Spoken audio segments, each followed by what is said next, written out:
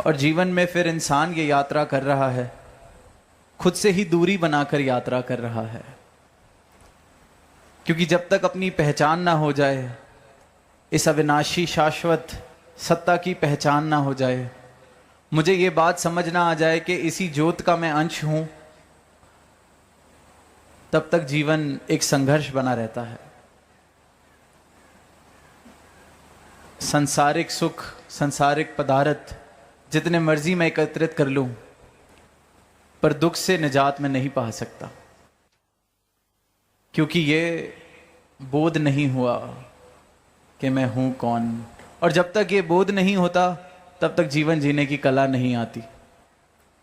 ये जीवन मिला है तो इसको जिया कैसे जाए, ये बात समझ नहीं आती।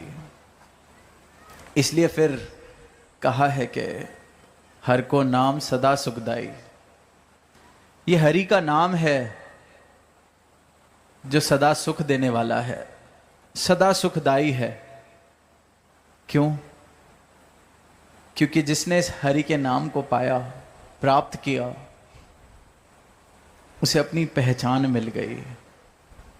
उसे समझ आ गया कि ये जो शरीर है ये मैं नहीं हूं, उपलब्धियां जो हैं मैं नहीं हूं, ये मेरा मन है ये मैं नहीं हूं। तो फिर ये समझ आ गया कि दुख भी अगर है जीवन में तो इन्हीं के कारण है। जब मैं ये हूं ही नहीं, तो मेरी अवस्था फिर सुख दुख से ऊपर वाली, सदा सुखदाई। हर को नाम सदा सुखदाई, क्योंकि बोध हो गया। सदगुरु ने कृपा की, ब्रह्म ज्ञान मुझे हुआ, अपनी पहचान मुझे मिल गई, तो जीवन जीने की कला।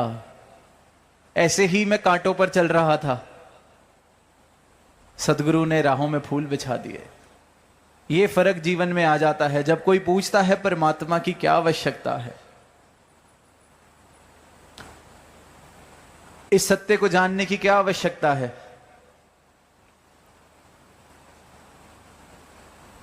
तो एक राह हो जहां कांटे बिछे हों और एक राह हो जहां फूल बिछे हों, और कोई पूछे फूलों पर चलने की क्या जरूरत है, कांटे ही ठीक हैं।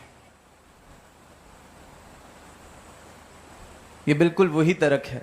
कोई कहे कि नहीं, फूलों का रास्ता मंजूर नहीं, हम कांटों पे ही चलना चाहते हैं, क्या जरूरत है परमात्मा की। इसलिए बार बार आवाज संतों ने दी है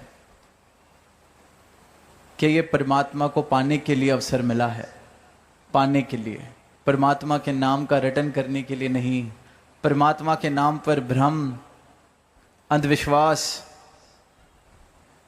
करने के लिए नहीं, परमात्मा के नाम पर दीवारें खड़े करने के लिए नहीं, परमात्मा को पाने के लिए ये जीवन मिला है।